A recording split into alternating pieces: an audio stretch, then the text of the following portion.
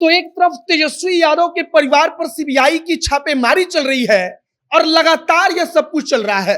मतलब कि तेजस्वी यादव या उनका परिवार कभी भी चैन से 2-3 महीना आराम नहीं कर पाता है। और इसी बीच चर्चा बिहार के एक और युवा लोकप्रिय चेहरे की हो रही है, चिराग पासवान की। कई लोग कह रहे हैं कि भारतीय जनता पार्टी चाहती नहीं कि जनता इस बात को भूल जाए कि तेजस्वी के परिवार ने क्या किया है, और इसीलिए सीबीआई बार बार पहुंचती है, बार बार पूछताछ होती है। और भारतीय जनता पार्टी जानती है कि अगर तेजस्वी यादव का चेहरा एक बार धूमिल हुआ, मतलब कि उनके ऊपर आरोप लग गया, लोगों को विश्वास हो गया कि तेजस्वी भी वैसे ही हैं, तब चिराग पासवान का जो चेहरा चमक रहा है वो और तेजी से चमकेगा और आगे बढ़ेगा। और चिराग पासवान भारतीय जनता पार्टी के लिए क्या है, तो मौजूदा वक्त में चिराग पासवान भाजपा के लिए बिहार में किसी संजीवनी से कम नहीं है। आगे हम आपको एक एक करके सब कुछ बताएंगे, समझाएंगे कि आखिरकार तेजस्वी यादव के छवि को धूमिल करने के लिए जो कहा जा रहा है राजनीतिक तौर पर भारतीय जनता पार्टी ऐसा कर रही है, तो आखिरकार भाजपा इसके पीछे असल में क्या चाहती है और चिराग की चर्चा क्यों हो रही है। बाकी नमस्कार, मेरा नाम है मोहित कुमार सिंह और आप देख रहे हैं जनता जंक्शन।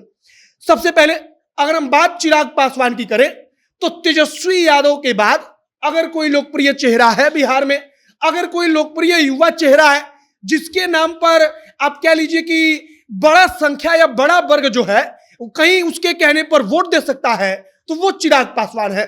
चिराग पासवान अपनी इस शक्ति को जानते भी हैं और भारतीय जनता पार्टी जानती है कि चिराग पासवान को और धार देने की जरूरत है।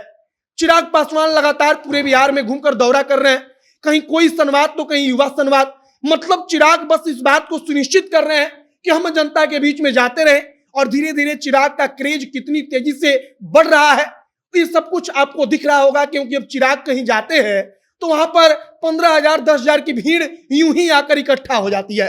अब आइए दूसरे पक्ष पर कि सीबीआई अपना काम धीरे धीरे कैसे कर रही है और कैसे सीबीआई के छापेमारी करने से चिराग मजबूत हो रहा है।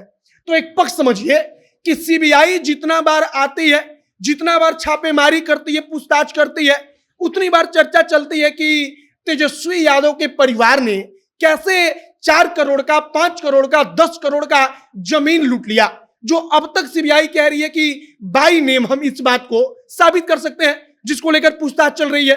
तो इस हिसाब से तेजस्वी यादव की छवि को नुकसान पहुंच रहा है, और तेजस्वी की छवि को नुकसान पहुंचेगा तो उनके सामने खड़ा होने वाला एकमात्र चेहरा है चिराग पासवान।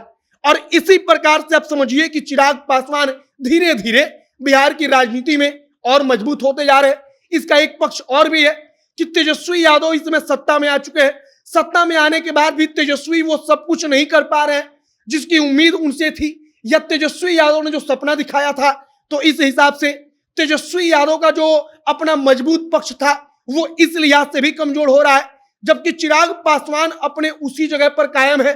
आप एक और बात गौर कीजिए कि अगर हम केवल पासवान पासी समाज की बात करें तो पहले तेजस्वी जब विपक्ष में थे तो पासवान और पासी ताड़ी को लेकर बोलता था तो तेजस्वी कहते थे यहाँ ये गलत है, लेकिन आज तेजस्वी मुंह नहीं खोलते, बल्कि चिराग इस पर कहते हैं कि हाँ ये गलत है कि ताड़ी पर रोक लगा दी गई।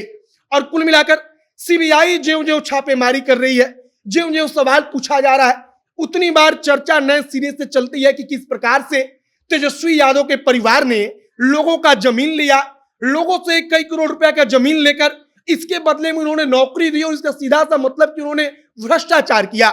और इन्हीं सब मुद्दों में तेजस्वी यादव भी दोषी है। तो कुल मिलाकर तेजस्वी यादव की छवि इससे बिगड़ रही है, खराब हो रही है। तेजस्वी की छवि जितनी बिगड़ेगी, जितनी खराब होगी, चिराग पासवान की छवि उतनी मजबूत होती चली जाएगी। और फिलहाल इसी चीज को लेकर खूब चर्चा चल रही है।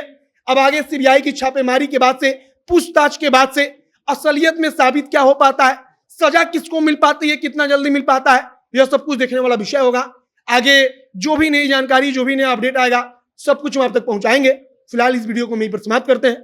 कैमरे से विशाल खड़े हैं और मैं मोहित कुमार सिंह। बहुत बहुत धन्यवाद।